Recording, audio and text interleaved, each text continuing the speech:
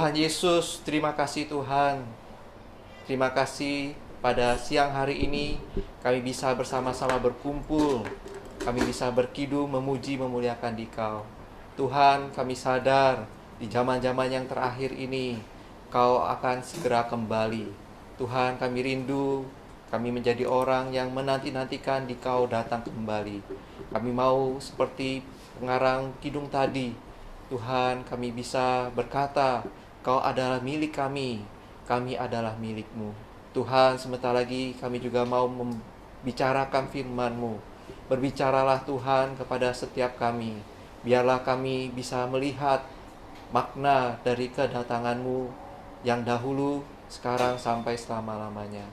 Tuhan Yesus, berkatilah firman-Mu, berkati koneksi yang ada. Kami serahkan jalannya firman-Mu dari awal sampai akhir ke dalam tangan-Mu. Dalam nama-Mu Tuhan kami berdoa. Amin. Baik, puji Tuhan, saudara-saudari, sungguh sukacita ya kita bisa bersama-sama berkumpul. Dan seperti yang kita ketahui, kita akan masih membahas mengenai seri kelahiran Tuhan. Kemarin-kemarin banyak ya, mungkin dari antara kita semua berkata selamat Natal dan sebagainya.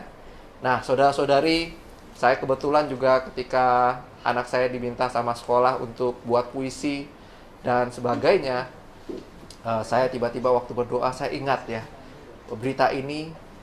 Lalu saya buat kepanjangan dari Natal. Natal itu bisa juga dipanjangi jadi nantikanlah Tuhan Allahmu. Saudara-saudari, hari ini kita membahas mengenai kedatangannya. Bagaimana ketika kita membahas mengenai kedatangannya? Apakah kita takut, gentar, atau kita sangat-sangat menantikan Dia datang kembali? Kita rindu Tuhan datang kepada setiap kita. Ya, baik. Ya, tanpa berlama-lama, kita akan masuk ya. Bisa slide berikutnya.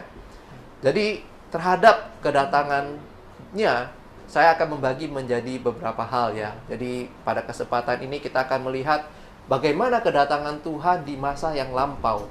Allah kita adalah Allah yang kekal. Melalui waktu kita sadar Allah yang kekal ini, Dia mau dibatasi oleh waktu. Dia berinkarnasi menjadi manusia yang bernama Yesus.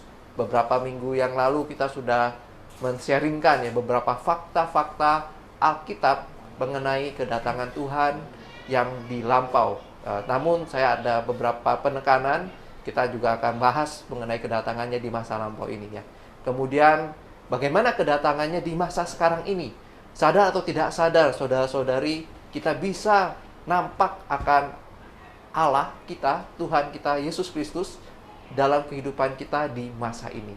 Jadi Tuhan Allah kita bukan hanya datang di masa yang lampau, di masa kini, sekarang pun juga saudara-saudari kita bisa melihat Dia, kita bisa nampak Dia datang di dalam kehidupan kita. Setelah itu juga kita bisa melihat mengenai kedatangannya di masa yang akan datang. Ya. Jadi masa depan, saudara-saudari, nah untuk perkara masa depan ini dan untuk masa kini, hari ini yang sangat banyak kita akan bahas. Dan kiranya melalui kita melihat kedatangannya di masa kini dan masa yang akan datang, kita benar-benar memperhatikan bagaimana sikap kita ya. Mari saudara-saudari kita baca ayat yang ada di slide. 2 Petrus pasal 3 ayat 11 sampai 12a. Di sana dikatakan bagaimana? Betapa suci dan salehnya kamu harus hidup sementara kamu menantikan dan mempercepat kedatangan hari Allah. Oh, saudara-saudari, inilah yang kita perlu benar-benar cermati ya di dalam kehidupan kita hari ini ya. Baik, slide berikutnya. Oke, nah saudara-saudari, kita akan coba lihat, menelusuri bagaimana kelahiran Yesus ya. Kita coba telaah ya. Jadi untuk menelusuri kelahiran Yesus, saudara-saudari, Anda bisa membaca kitab Lukas ya. Jadi di dalam kitab Injil ada Matius, Markus, Lukas, Yohanes. Nah, saudara-saudari, kitab Lukas penekanannya adalah bagaimana Yesus Kristus, Tuhan kita, sebagai manusia penyelamat. Dia datang kepada kita. Nah, di dalam Lukas pasal 1 ayat 5 dan 13, di sana diceritakan bahwa pada zaman Herodes, Raja Yehuda, nah ada seorang imam yang bernama Sakaria, dan dia adalah rombongan Abia. Ya, jadi saudara-saudari, kita bisa menelusuri kelahiran Yesus dengan bagaimana rombongan Abia ini, ya, dari Sakaria ini. Ya, kemudian di sana firman Tuhan mengatakan, doamu telah dikabulkan.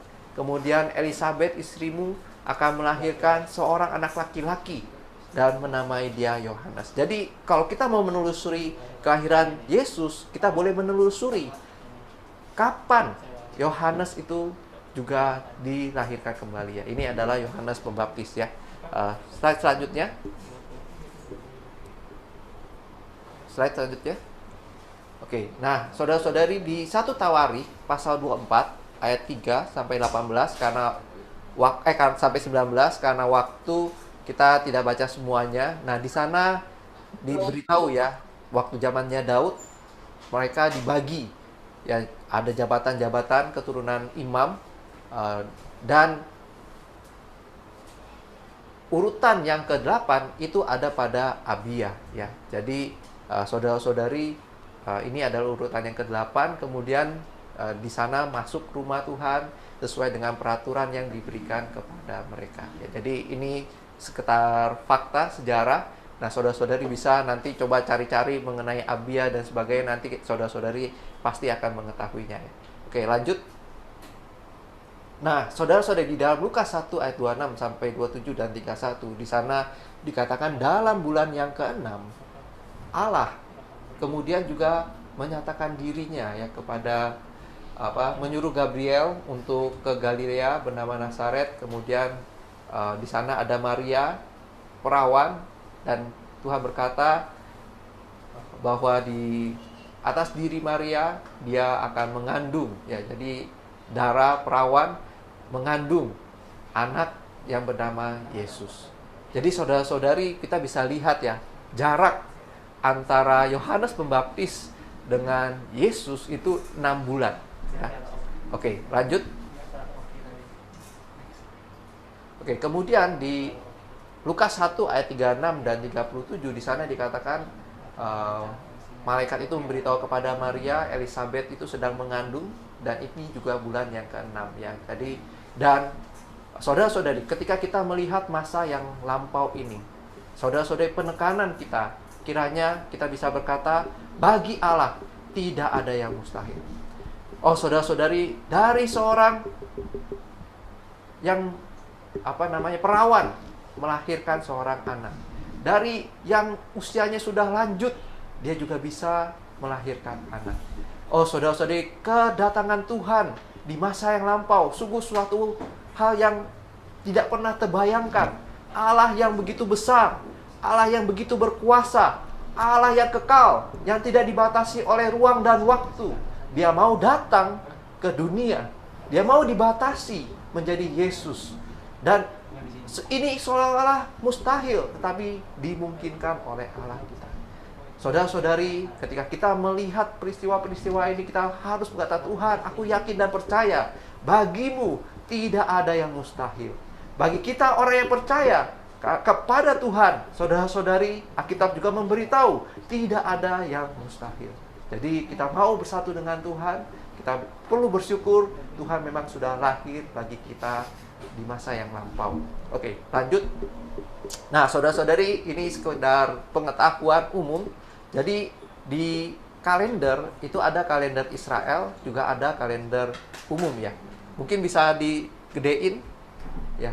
Bisa tidak, ya? Nah, ya. Oke, jadi itu ada macam-macam, ya. Ada macam-macam. Nah, saudara-saudari, kalian bisa lihat kalender umumnya. Jadi sebenarnya kalau kita prediksi kelahiran Yesus Kristus itu sekitar bulan September atau sampai Oktober.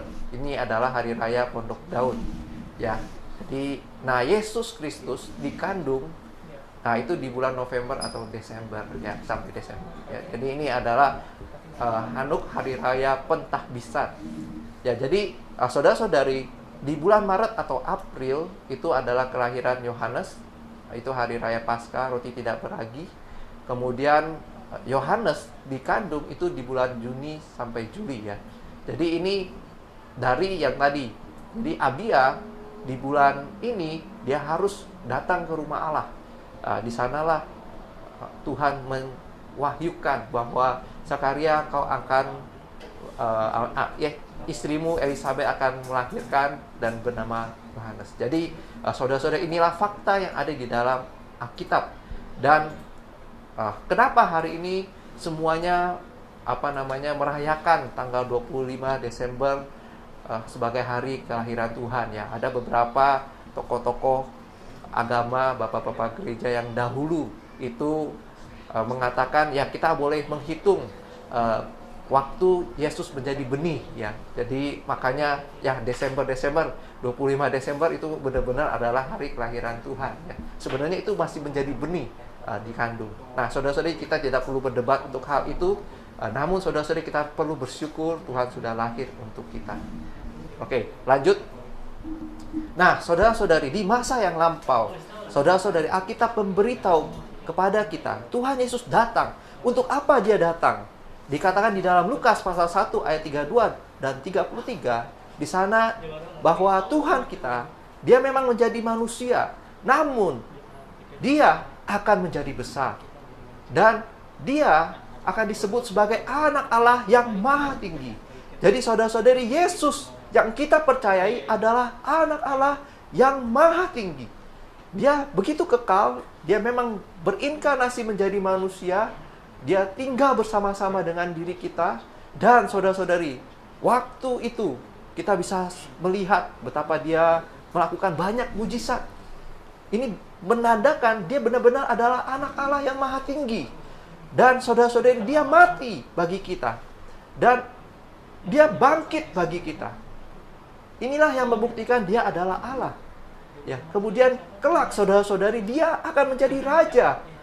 Ya, raja di mana kerajaannya tidak akan berkesudahan.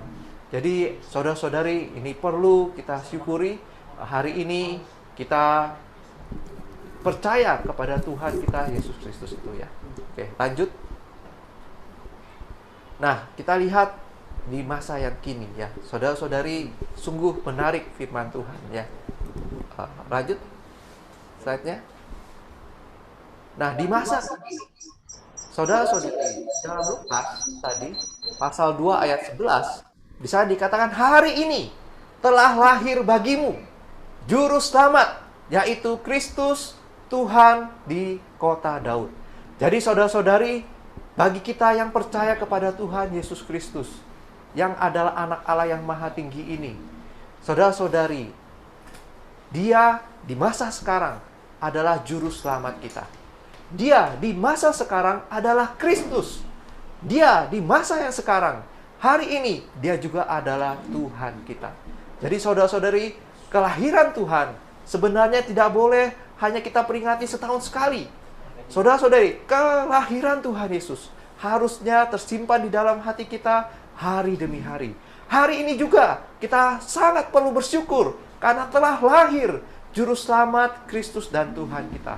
Hari ini kita juga bisa mengalami dia sebagai Juru Selamat kita. Hari ini kita bisa mengalami dia sebagai Kristus dan Tuhan kita. Mari kita lihat beberapa firman Tuhan. Slide selanjutnya. Saudara-saudari, sebagai juru selamat di dalam Ibrani pasal 7 ayat 25, di sana kita bisa melihat bahwa Yesus Kristus yang kita percaya ini, ia sanggup menyelamatkan kita dengan sempurna. Saudara-saudari, dia menyelamatkan kita dengan sempurna. Boleh saudara-saudari, kita boleh proklamirkan ya. Haleluya, Kristus sanggup menyelamatkan aku dengan sempurna. Coba boleh buka mic-nya, proklamirkan sama-sama ya. 1, 2, ya. Haleluya. Kristus. Haleluya. Kristus aku dengan sempurna. Amin, sempurna. Terima kasih. Saudara-saudari, inilah sukacita kita. Kabar sukacitanya adalah apa? Allah yang kita percayai, dia hari ini juga menjadi juru selamat Anda dan saya.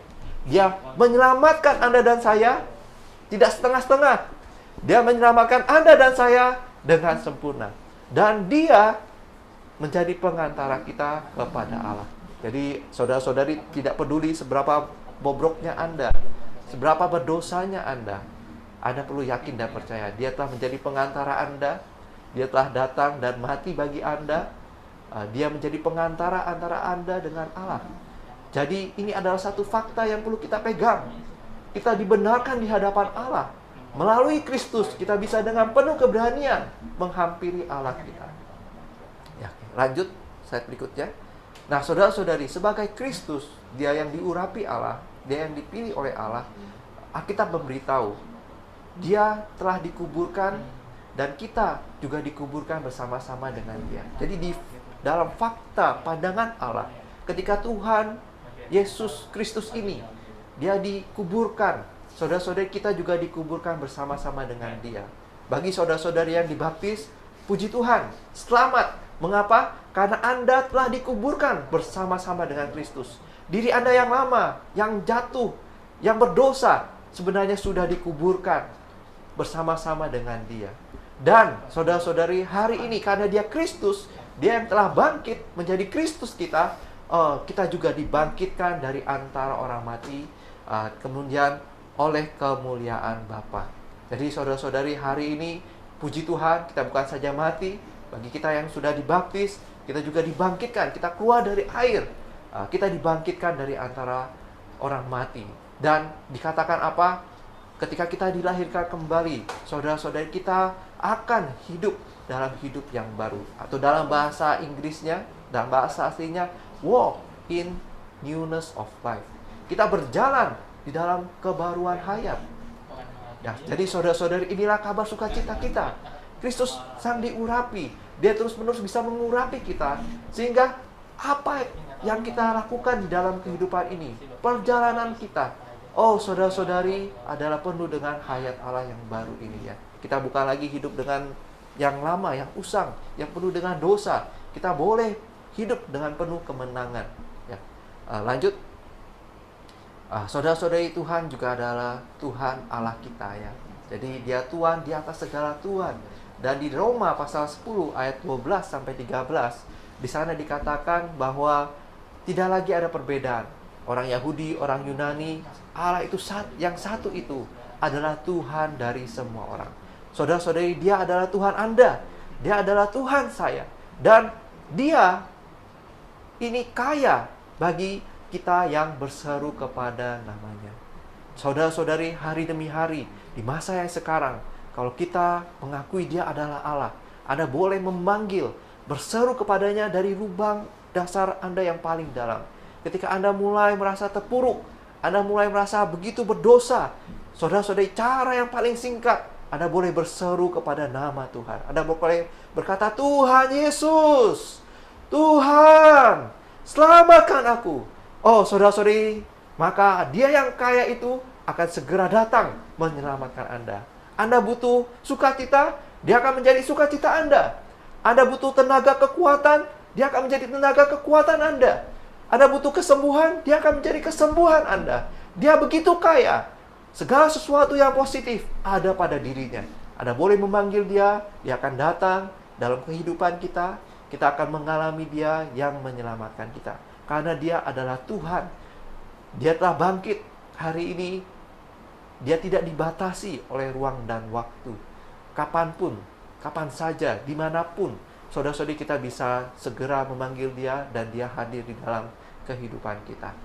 Oke, selanjutnya, maka saudara-saudari, di masa yang sekarang ini, di dalam Ibrani, setelah membicarakan mengenai banyak teladan-teladan iman, di pasal 12, ya, penulis kitab ini memberitahu, marilah kita melakukannya dengan mata yang tertuju kepada Yesus. Ya, tadi pemimpin kidung sudah berkata, kita tak terasa ya sudah mau mengakhiri tahun 2020. Dan tahun ini sungguh tahun-tahun yang banyak pergumulan ya. Bulan Maret ada pandemi. Ini bukan hanya secara nasional tapi secara global. Di seluruh dunia menghadapi permasalahan yang sama. Banyak yang saya dengar di PHK, pengusaha-pengusaha juga merasa sangat sulit. Dia terpaksa mem-PHK banyak orang, jangan pemasukannya juga mengalami penurunan dan sebagainya. Saudara-saudari, mumpung di akhir tahun ini dan kita mau memasuki 2021, kiranya ayat ini menguatkan kita semua. Saudara-saudari, hari ini dia bisa memimpin kita. Kita perlu mengarahkan mata kita, pandangan kita, kiranya kita tertuju kepada Yesus. Janganlah kita memandang hal-hal yang di bumi ini. Yang ada di bumi ini hanyalah bersifat sementara. Ya, pandemi lewat demi lewat.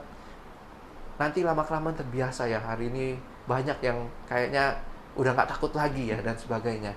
Saudara-saudari, kita mau melewati hari-hari kita bagaimana ke depan. Mari kita memandang kepada Dia. Mata kita tertuju kepadanya. Dan saudara-saudari, Dia akan memimpin kita di dalam iman. Dia membawa iman kita ini kepada kesempurnaan. Mungkin kalau di dalam iman kita sendiri kita nggak yakin kapan ini bisa lewat. Apakah saya keluar ke sana sini tidak terkena COVID, kita tidak tahu. Namun saudara-saudari, Anda boleh dalam kehidupan Anda selalu arahkan diri Anda kepada Yesus. Anda boleh berdoa, Tuhan, aku persembahkan diriku kepadamu. Aku mau memandangmu ketika saya pergi, ketika saya bekerja dan sebagainya. Aku mau memandang Dikau yang duduk di sebelah kanan tahta Allah. Nah, jadilah imanku, penyempurna imanku. Pimpinlah aku dalam kehidupan ini ya. Kita hidup oleh iman di dalam iman ya. Baik, slide selanjutnya. Nah, saudara-saudari, bagaimana di masa yang akan datang? Masa depan ya. Slide berikutnya.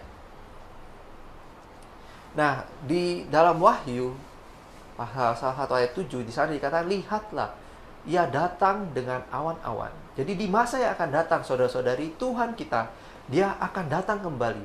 Dan setiap mata akan melihat Dia. Yang telah menikam Dia melihat Dia. Semua bangsa di seluruh bumi akan meratapi Dia. Ya, meratapi kenapa?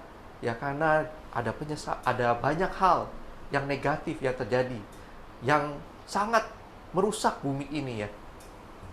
Penuh dengan ratapan. Karena di awal Dia datang mungkin penuh dengan damai sejahtera. Di akhir, saudara-saudara, Dia akan datang dengan penuh penghakiman. Ya. Salah satu tanda adalah banyaknya bencana alam yang terjadi ya. Oke, slide selanjutnya. Nah, saudara-saudari, kedatangan oleh awan-awan ini di dalam Alkitab sebenarnya ada dua ya. Awan-awan yang bagaimana? Di sana dikatakan ketika Dia turun, Dia berselubungkan dengan awan. Ya, ada pelangi, matahari, tiang. Karena waktu saya merasa saya akan skip ini. Nah, saudara-saudari boleh nanti belajar kembali apa itu pelangi, apa itu matahari, apa itu tiang. Jadi malaikat di sini sebenarnya adalah Kristus ya. Jadi Dia penuh dengan kesetiaan. Dia janji ketika Dia menghakimi bumi, tidak akan menghakimi dengan air bah lagi. Ya, jadi maka dari itu ada pelangi, kemudian matahari terang bersinar, ya menyinari, kemudian tiang api yang menguduskan kita. Jadi ini adalah Kristus sebenarnya yang diwahyukan oleh Yohanes. Ya, slide selanjutnya. Kemudian Tuhan juga datang di atas awan-awan. Jadi selain diselubungkan, ada di atas awan-awan.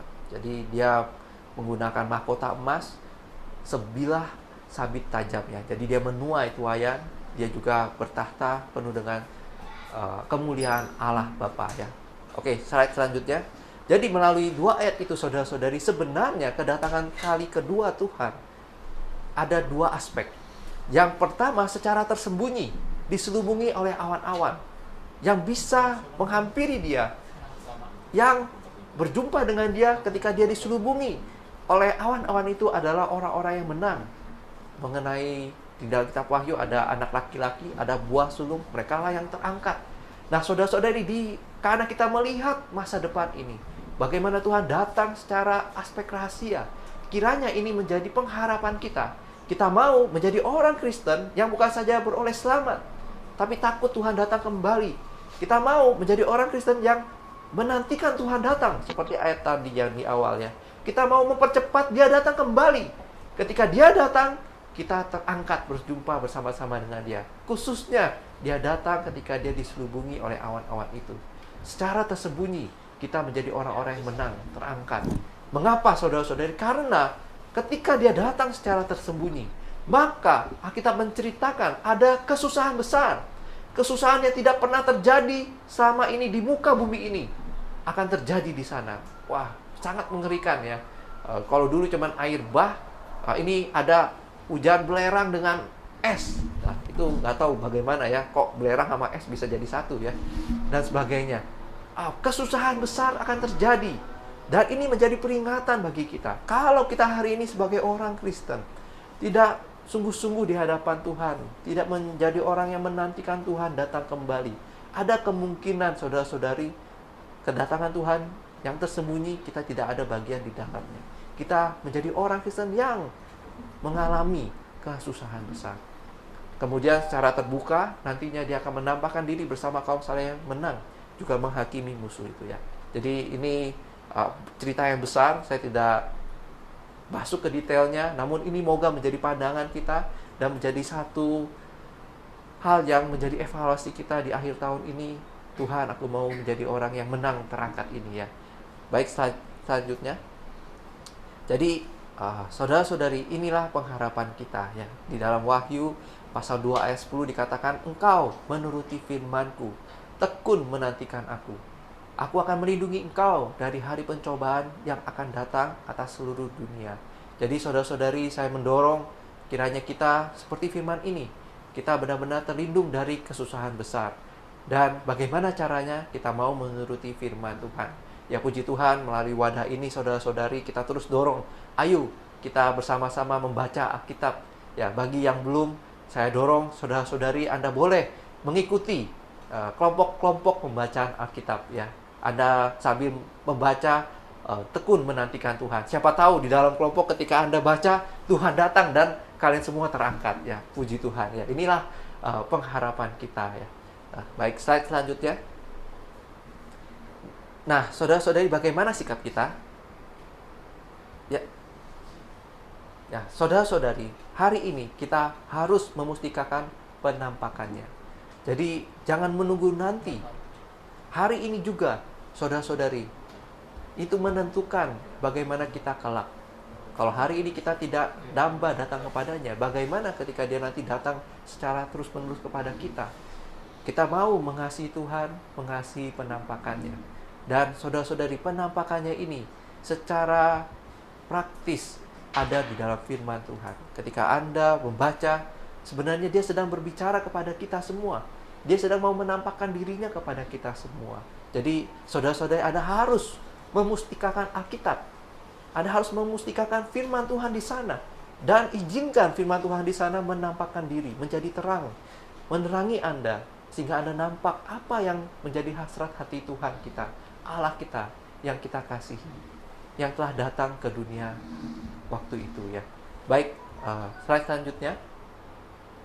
Nah, di dalam 2 Petrus pasal 1 ayat 19, saudara-saudari, moga kita punya satu sikap. Kita mau memperhatikan firman nubuat. Ya, Alkitab sudah menubuatkan banyak hal. Ya, peneliti-peneliti Alkitab mencatat ya. Wah, sudah hampir dikatakan 99% nubuat yang ada di dalam Alkitab itu sudah tergenapi. Tinggal 1%. Anda moga, saudara-saudari, Anda memperhatikan tanda-tanda kedatangan Tuhan, seperti memperhatikan pelita yang bercahaya di tempat yang gelap. Ya, saya ingat ya kalau misalkan di rumah saya tiba-tiba mati lampu, anak saya tiba-tiba teriak takut, langsung dekat gimana? Kemudian biasanya saya coba cek ya, MCB ya, turun atau bagaimana penyebab mati lampu itu ya. Ketika pakai senter, wah anak-anak saya pada seneng ya, ngikutin ya, takut ya dan sebagainya. Nah, saudara-saudara, kita boleh dengan takut dan gentar kita memperhatikan firman Tuhan. Kita mau firman Tuhan ini benar-benar menerangi kita dan Tuhan benar-benar bersinar di dalam hati kita ya. Firman Tuhan itu menyinari setiap kita ya. Saya ingat pemazmur mengatakan, orang muda mempertahankan kelakuannya bersih dengan menjaganya sesuai dengan firman Tuhan. Jadi, saudara-saudara, kita mau datang kepada firman. Firman ini tersimpan dalam hati kita dan suatu saat dia bisa berbicara, bersinar di dalam hati kita ketika itu dibutuhkan. Oke, baik. Berikutnya, saudara-saudari, firman Tuhan yang menerangi tentu membawa kita menjadi orang yang berpaling dan bertobat ya. Jadi ini 2 Petrus pasal 3 ayat 9. Lanjut, kemudian kita mau hari ini karena bumi akan segera lenyap dan Tuhan datang seperti pencuri. Saudara-saudari, Petrus mengatakan kita perlu hidup suci dan saleh ya. Di bahasa Inggrisnya holy manner of life sama godliness. Kita benar-benar hidup kudus dan hidup yang beribadah ya. Oke, lanjut. Karena waktu ya, saudara-saudari boleh baca nanti di 2 Petrus itu. Ini satu pasal yang menceritakan mengenai kedatangan Tuhan. Nah, saudara-saudari, kita mau hidup kudus, tentu perlu penuh dengan kebenaran, dan kebenaran ada di dalam firman Tuhan. Yohanes 17:17. Dan hari ini iman kita, saudara-saudari, Anda berlatih diri beribadah, ini berguna di dalam segala hal, mengandung janji baik untuk hidup ini maupun hidup yang akan datang. Kalau Anda dengan setia mengikuti pembacaan Alkitab, Anda mau melatih roh Anda hidup beribadah, datang menghampiri Tuhan ya, Anda terus ikut ibadah, perkumpulan ya kan. Oh, saudara-saudari, ini berguna di masa sekarang maupun di masa yang akan datang. Oke, selanjutnya, saudara-saudari, kita perlu berusaha, kita perlu rajin ya, jangan malas untuk didapati tidak bercacat, tidak bernoda di hadapannya. Jadi kita perlu didapati Tuhan benar di dalam kita menantikan Tuhan datang kembali ya. Jadi semoga saudara-saudari di akhir ini mungkin banyak yang liburan, saudara-saudari jangan malas, Anda boleh rajin ya. Saya ingat tokoh yang baik ya, Martin Luther, Anda tahu ya. Dia berkata, if I rest, I rush. Dia berkata, kalau saya beristirahat, saya ini menjadi karatan. Jadi dia terus suka membaca Alkitab dan sebagainya. Saudara-saudari, Anda harus rajin. Mumpung liburan, Anda boleh berketetapan di hadapan Tuhan. Ya, saya pernah bersama dengan orang-orang muda menantang. Bisa tidak kamu baca Alkitab sehari selesai? Masa sih? Bisa. Ya, jadi kita coba ya. Jadi Alkitab itu 1189 pasal. Kalau kalian hitung ya, 1189 itu dikali 2 menit, 3 menit lah. Satu pasal itu kan biasanya 2-3 menit ya. Ya segitulah waktunya ya. Jadi sekitar 300-an menit. Ya, jadi berapa itu? Tinggal dibagi 60 ya, dan sebagainya. Jadi saudara-saudari, Anda bisa kalau misalkan mau ya, satu hari baca, istirahat, baca, makan, istirahat, dan sebagainya ya. Atau Anda boleh ketetapan mau berapa pasal. Misalkan perjanjian baru 10 pasal ya. Dalam 1 bulan itu selesai ya. Jadi hanya 200-an pasal perjanjian baru. Nah, Anda boleh berketetapan di hadapan Tuhan. Rajinlah terus kali. Jangan sampai hari-hari kita direbut oleh si Satan ya. Efesus mengatakan pergunakanlah waktu yang ada karena hari-hari ini jahat. Ya, kita perlu menebus waktu kita, rebut kesempatan itu ya. Saat selanjutnya, kemudian kita boleh waspada, kita berjaga-jaga supaya kita jangan disesatkan, kita benar-benar teguh di hadapan Tuhan ya. Jadi demikian. Oke, saat selanjutnya, kita mau bertumbuh di dalam anugerah dan pengenalan akan Tuhan dan Juru Selamat kita. Ya, karena waktu jadi kita cepat ya. Jadi saudara-saudari, kiranya kita punya 6 hal ini di dalam kehidupan kita. Kita mau berjaga-jaga, bersiap sedia. Jangan cukup puas hanya beroleh selamat dan merayakan Tuhan sudah lahir di masa yang lampau. Saudara-saudari, hari ini kita perlu mengalami Dia sebagai Juru Selamat kita. Dan kedepannya itu menjadi pengharapan kita, dorongan kita untuk terus maju di hadapan Tuhan, bertumbuh di dalam Tuhan, mengenal Dia hari demi hari. Baik, mari saudara-saudari kita berdoa ya. Tuhan Yesus, terima kasih Tuhan untuk kesempatan yang Kau berikan kepada kami. Tuhan, kami bersyukur Kau telah datang ke dunia. Kami juga bersyukur hari ini Kau telah menjadi Kristus dan Tuhan kami. Kau telah mati dan bangkit bagi kami. Kau hidup di dalam setiap kami hari ini. Terima kasih untuk firman-Mu yang terus-menerus berbicara, terus-menerus bisa mewahyukan mengenai hasrat hati-Mu kepada setiap kami. Jadikanlah kami Tuhan orang-orang yang membaca firman-Mu, yang mengerti firman-Mu, yang melaksanakan firman-Mu hari demi hari di dalam kehidupan kami. Tuhan, ketika Engkau datang kembali secara rahasia, secara tersembunyi. Kiranya kami sudah ditemukan matang di hadapan-Mu. Kami bisa terangkat berjumpa dengan Dikau.